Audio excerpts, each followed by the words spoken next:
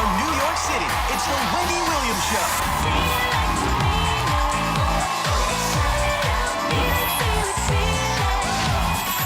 Now, here's Wendy.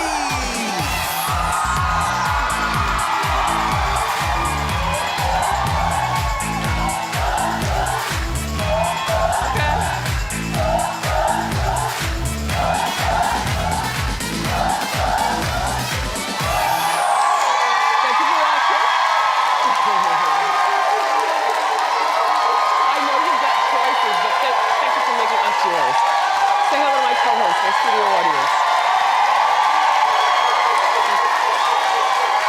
How you doing? Better than ever. Let's get started. It's time for Hot Topics.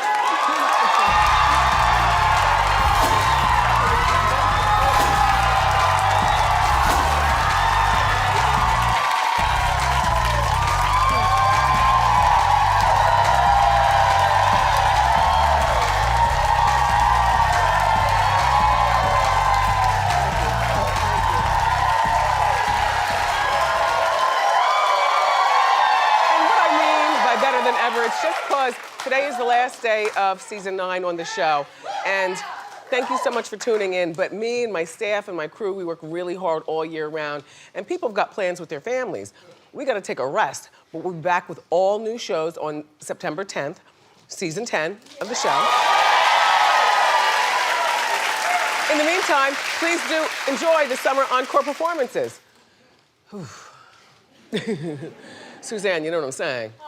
Whew. Yeah. Time. A little break will be nice. Yeah, yeah. So check this out. So Drake's baby's mother, the French films, a porn film star. Okay. They still insist she's 28.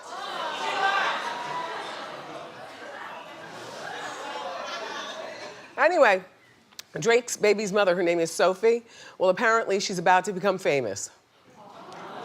Well, you saw this coming. Reportedly, she's getting her own reality show. Well, you know, Drake reportedly has only seen the baby one time since Sophie gave birth. It was like an oops baby, like oops. And she's like, jackpot. 28. What do you make of that? She's like a butterface with a...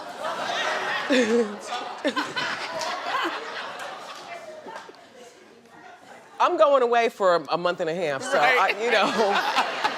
you know, I won't be here tomorrow to correct myself, so pardon me.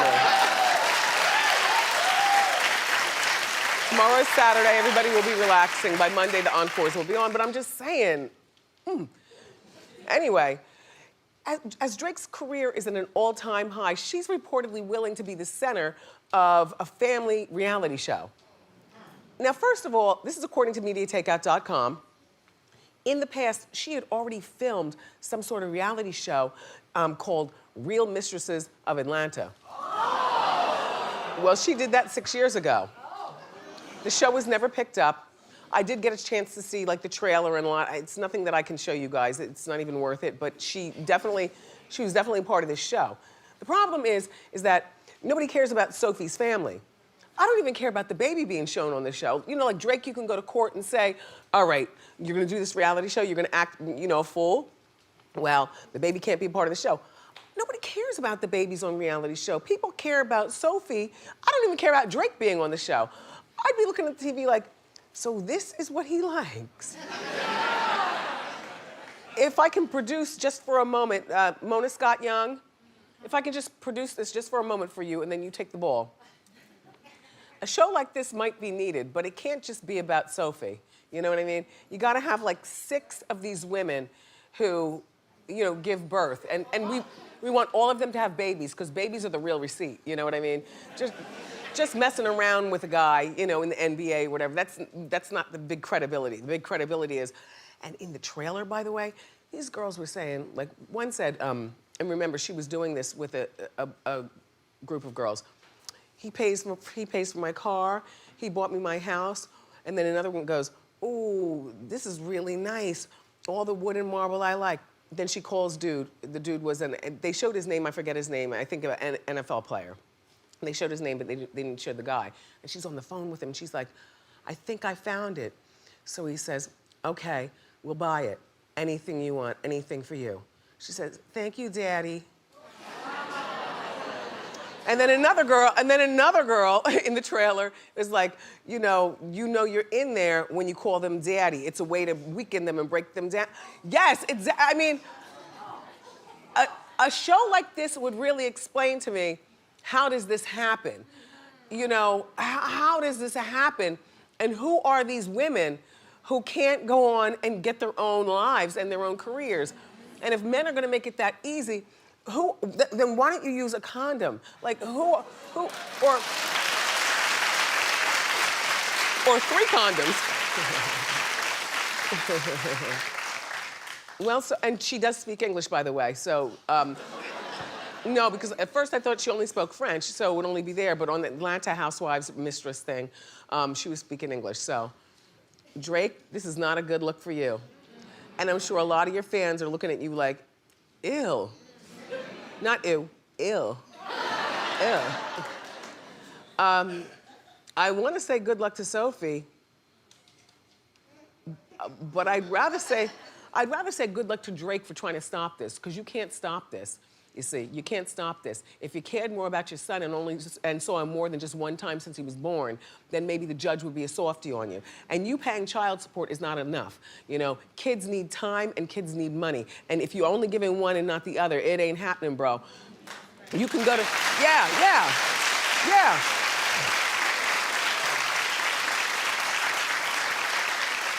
You know, I hate to say it, but you can't tell Sophie what to do. You knew what type of woman this was before you laid down with her. All right, so 2 Chainz, everyone is trying to save the trap house. Okay. Do you remember last year, 2 Chainz was promoting his album, Pretty Girls Like Trap Music? And he turned this trap house into a big pink trap house and put the big pink car out there. It wasn't a trap house, but then he put the word, by the way, enjoy the comic stylings of one of my super producers here. This is Jasmine, everybody.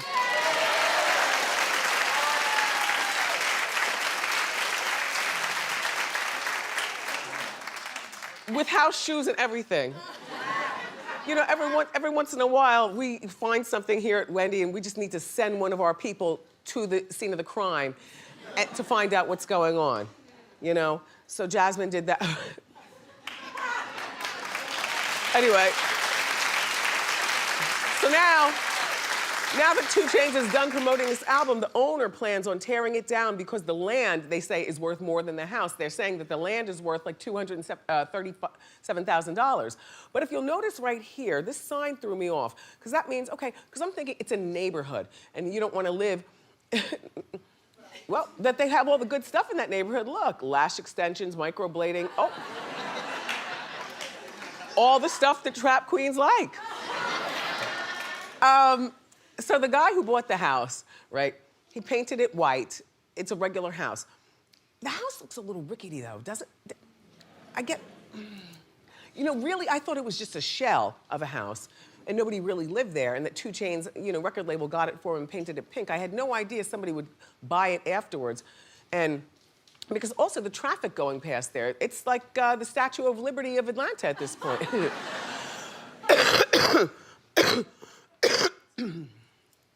Pardon me. Anyway, now 2 Chainz is launching a campaign to save the trap house. He says that the house is important to the community, is now an Atlanta landmark. He equates it to the Eiffel Tower.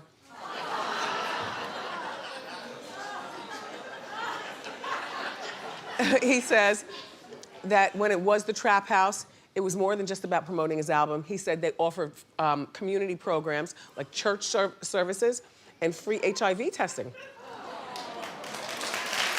Yeah.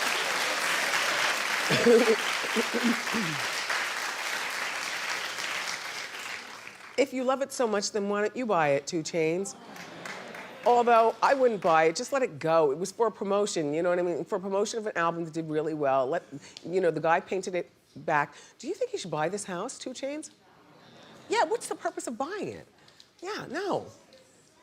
Although you could buy it and use the land and turn it into a community center that does the same things that you tried to do regarding, community service with HIV testing and things like that. It'd be like the 2 Chainz Trap House Community Center or something like that. He does plan on calling Atlanta's mayor, Keisha Bottoms, to help him save it. Hey, Keisha. Look,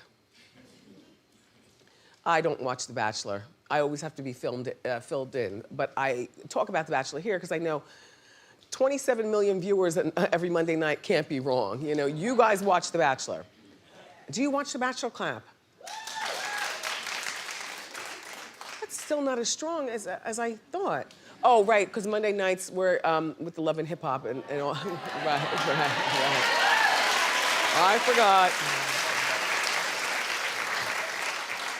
I forgot. Well, the rumors are swirling about who the next Bachelor will be, and this might make me want to watch at least a few episodes to get into it. It's going to be Virgin Colton. Well, he's 26 years old. He was a former NFL player or something like that, a former college football player. He's a good-looking guy. He was a pro football player. Well, he is a virgin and 26. And they say that he could be the next Bachelor. Could be, not will be. I say go for it. I think this is a great idea. You know why?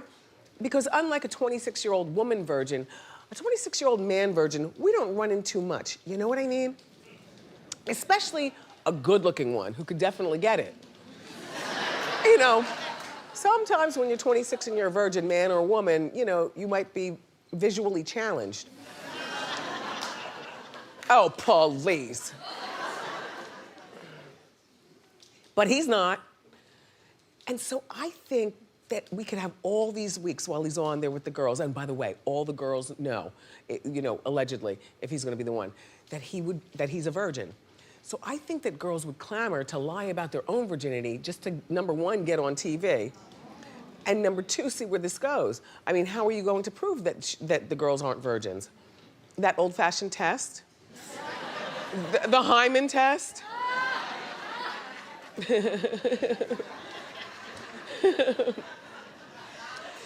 Anyway, I think that many of the girls, if not all of them, will be lying about their virginity because they want to be on TV. It's not even about Colton. It's about, oh, I'm on TV now, hey. And then if things happen with Colton, then fine. But a 26-year-old virgin man who's very attractive and very desirable, we don't see that. So I'd be watching just to see, how does he walk?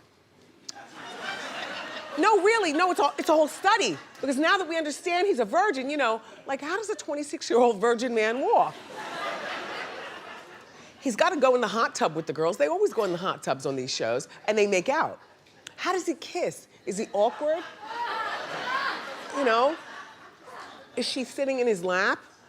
Do they do that backward pose against the side of the pool? Where she, that backward pose? Bachelor, you need to go with this because, look, you're running out of ideas regarding this show. So I think this Colton thing will be really, really good. And by the way, Colton is not a virgin because of religious reasons. He's a virgin because he says, there's no girls out here that have ever made him want to get it in. Yeah, yeah. So, it's not like he doesn't want to, it's just that, he hasn't found anyone. Okay. So today's a big day.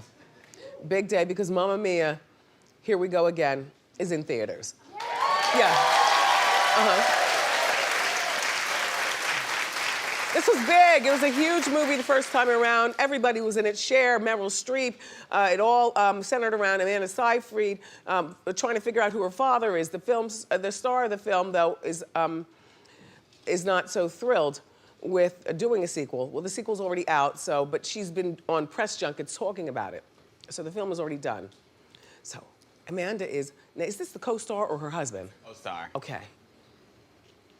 The co-star and she his name is Dominic Cooper. They had a big affair while they were on the set, after they met on the set in 2008. And the crew knew it, and the producers knew it. It wasn't a thing. That's probably lent to why it was such a big deal, other than, you know, Meryl Streep and shares in it, but it centers around this girl, Amanda, and she wasn't so big before this movie. I mean, this movie was really her catapult. Now we know her. So they dated for 3 years. You know, so they got it on the set, and then they dated for 3 years, then they broke up. Well, fast forward, Amanda is now married and she has one child with this guy right here. His name is Thomas Sadowski. Thomas was a nervous wreck about Amanda going to Croatia where they were filming with her boyfriend of 3 years, that she must, and they are love interests in the movie. It was a big debate in Hot Topics. And you know what? We all agreed, some begrudgingly, she's got to do the movie and he's just got to hold that. I mean, I'd be like, you can do the movie. But if there's a peep of gossip, then we're done. But you know, the same cameraman, you know, you're in Croatia on the other side of the world. Your kid is in California, your husband's in California, and he's an actor too, so he's looking for roles.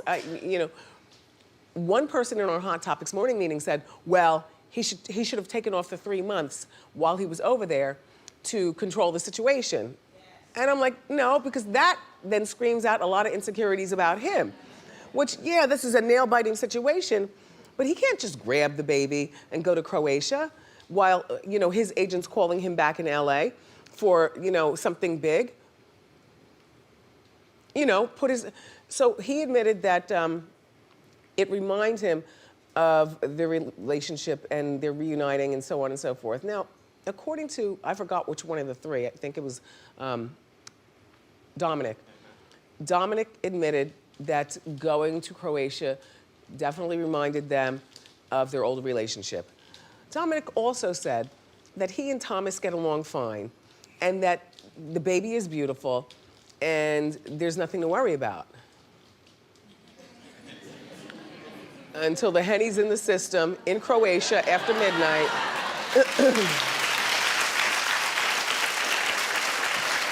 Scary. But apparently nothing happened. We haven't heard anything. Hot Topics scoured to find out. The movie comes out today. They already did the Croatia thing. So, you know, good for you. And Amanda Seyfried, by the way, is like a haunting beauty to me. You know, an odd beauty, like haunting. Haunting. Mm-hmm. Look at his eyeballs. You know, haunting. Anyway, so Mamma Mia opens today.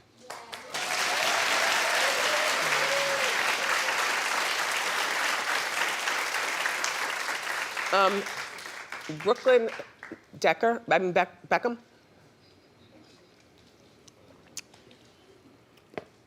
You know, he is the son of the Beckhams. He's so adorable, this Brooklyn. He's 19 years old, and at one point, I don't know whether they're still together, but he had this on-again, off-again relationship with our friend Chloe Grace Moretz. So he's 19 years old. He comes to New York. He goes to college right around the corner from our studios at the Parsons School of Design. He's studying film over there, or photography, or something like that. After his first year, he just finished his freshman year, he's like, Mom, Dad, I'm homesick. I want to come home. Well, Mom and Dad have made their headquarters now London. It's not LA. I mean, you know, they're in LA too, the rich people, but London. So he wants to return to London. And I was asked as mother, you know, how do I feel about that? I'd be like, I won. You know, secretly, it's like, oh, he wants to come home, on one hand. See, here's my thought about college. And even though I'm college educated and there was no choice in my household growing up. Of course you go to college. There was no other, like, what are you talking about? However, as we can all see out here, like some of the most successful, brilliant people that I know have never stepped foot on a campus, but they had a plan. And that's the important thing, you have to have a plan. If my son goes to school freshman year and all of a sudden says he doesn't want to be there anymore and wants to come home, I'd be like, come home where? You mean come home to our house? Okay, well, we have to have a plan then. So we'll meet you on the Skype at 8 o'clock. Me and your father will be right here. You got your PowerPoint presentation all lined up.